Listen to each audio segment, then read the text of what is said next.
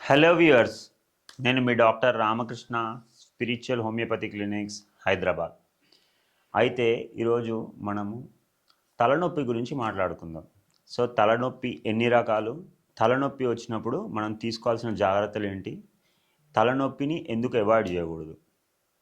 So ఎవరికైతే light చూస్తే చికాకు అనిపిస్తుంది, ఎవరికైతే సౌండ్ వినిపిస్తే కోపం వస్తుంది, ఎవరికైతే సైలెంట్గా డార్క్ రూమ్లో పోయి పడుకుంటే రిలీఫ్ వస్తుంది, ఎవరికైతే వికారంగా అనిపిస్తుంది, ఎవరికైతే కోపము, ఎవరికైతే చికాకు, ఎవరికైతే మన తల భాగంలో ఓన్లీ రైట్ సైడ్ అన్న పెయిన్ వస్తుంది, లేకపోతే లెఫ్ట్ సైడ్ అన్న పెయిన్ వస్తుంది, అంటే ఏదో ఒక సైడ్ పెయిన్ ఎక్కువ రావడము, ఇంకొకటి మెడ నొప్పి, కళ్ళు తిరిగినట్టు అనిపించడము, వామిటింగ్ సెన్సేషను అంటే వికారంగా ఉండడము, ఇలాంటి లక్షణాలతోటి బాధపడుతుంటే దీన్ని నెగ్లెక్ట్ చేయొద్దు.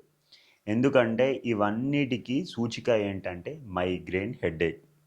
సో హెడేక్ చాలా టైప్స్ ఆఫ్ హెడేక్ ఉంటుందండి, కానీ ఇది మాత్రం వన్ సైడే వస్తుంది. లైట్ చూస్తే కోపం వస్తుంది, సౌండ్ చూస్తే చికాకు వస్తుంది, మెడబట్టేసినట్టు ఉంటుంది, వామిటింగ్ నాసియా సెన్సేషన్స్ ఉంటున్నాయి. అంటే దానికి ముఖ్య కారణం ఏంటంటే మైగ్రేన్.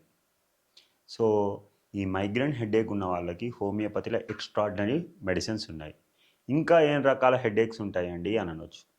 సైనస్ హెడేక్ అని కూడా ఉంటుంది. సైనస్ హెడేక్ అంటే ఏంటంటే వాళ్ళకి ఎక్కువ ఇది ఉన్నాయి, ఈ బోన్స్ని మ్యాక్సిలరీ బోన్స్ అంటారు.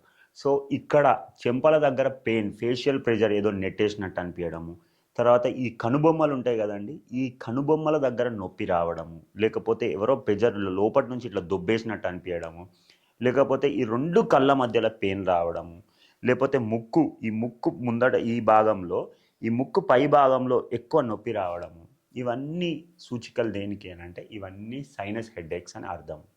ఇంకొకటి గుర్తుపెట్టుకోండి, మనకి ఎక్కువ తల వెనుక భాగంలో, అంటే ఇది హాస్పిటల్ రీజియన్ అంటారు, తల వెనుక భాగంలో నొప్పి వస్తుంది అని అంటే దాని అర్థం ఏంటి అని అంటే మనకు బీపీ ఎక్కువ అయినప్పుడు చాలా మట్టుకి ఇది హాస్పిటల్ రీజియన్లో తల వెనుక భాగంలో నొప్పి వస్తుంది.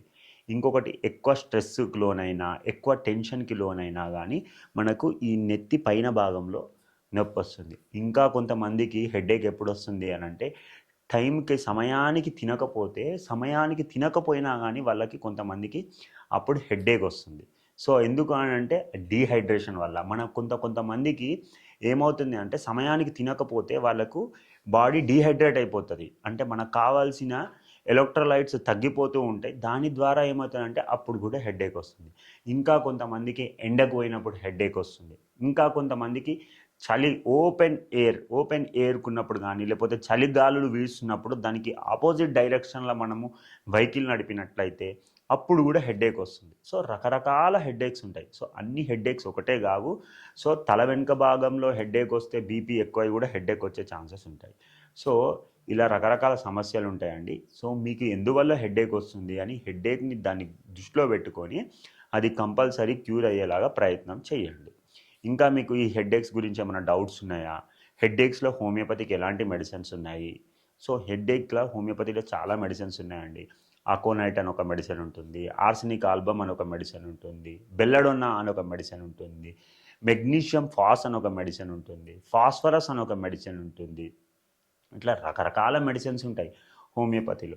సో ఎలా ఇవ్వడం జరుగుతుంది, అసలు ఎందువల్ల ఈ ప్రాబ్లం ఉంది, ఎవరికి ఎలాంటి ప్రాబ్లం ఉంటే ఏ మెడిసిన్ ఇవ్వాలి అనేది చూసుకొని మెడిసిన్ ఇవ్వడం జరుగుతుంది.